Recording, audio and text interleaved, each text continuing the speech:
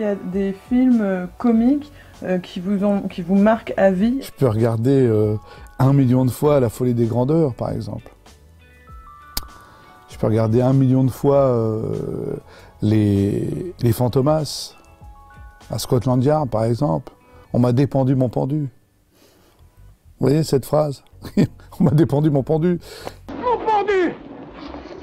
Oui, mon pendu! On m'a dépendu mon pendu! Il est dépendu là! Qui est la femme, l'actrice ou la comédienne ou l'imitatrice la plus inspirante, la plus drôle, la plus... D'abord, il y en a une qui est dans mon jury, c'est Karine Viard. Karine Viard, pour moi, elle est drôle, elle est charmante. D'abord, elle est charmante parce qu'elle est très drôle. Marina Foïs, avec qui j'ai longtemps pratiqué le sketch, la comédie. Valérie Lemercier, qui est d'une beauté infinie, surtout quand elle fait rire. Et Alice Paul, qui est aussi dans mon jury. Parce que je l'ai choisie, Alice. Ça va mieux, on dirait.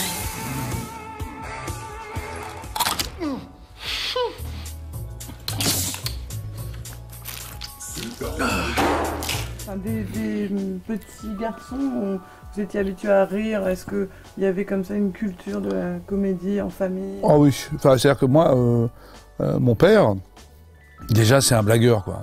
Je veux dire,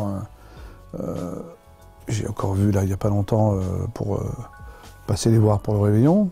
Ils sont en Camargue, tranquille, il fait bon là-bas. Oui, mon père c'est un vanneur, quoi. Et mon père avait toujours une blague à raconter à table, donc j'ai été élevé, je pense, dans la blague, dans le rire, c'était joyeux chez moi.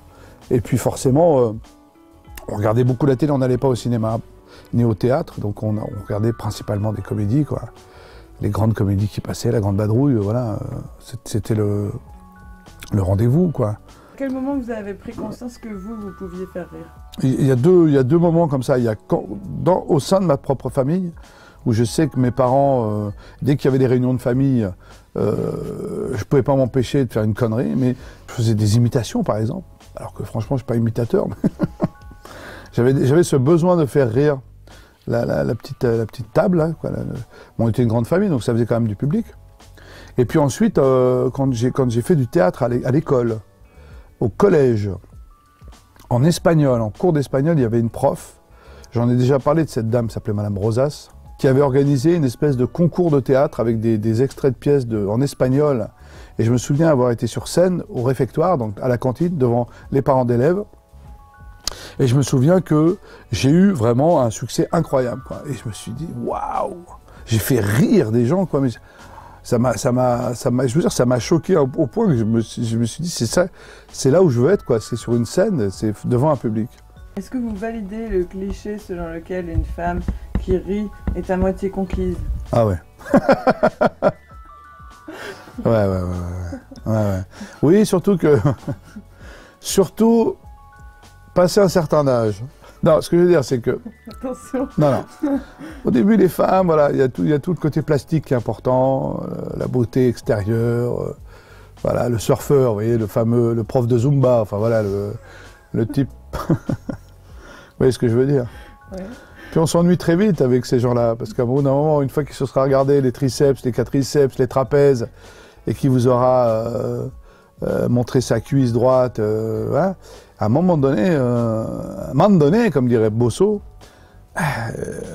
donc le rire, par contre, ça c'est un truc qui est indémodable et qui va toujours marcher. Et puis à un moment donné, les femmes, je crois, hein, vont plutôt se tourner vers un homme drôle, enfin du charme, attention, il ne faut pas non plus... De toute façon, un homme qui est drôle a du charme, je crois, hein. Enfin, on me le dit, mais je ne parle pas de moi personnellement. Mais un homme qui est drôle, c'est une forme de charme, être drôle, en tout cas, oui, faire rire, quoi. Donc oui, je pense que femme qui rit, mais à complètement dans son lit, moi je dirais. Pas à moitié, je ne veux rien dire à moitié.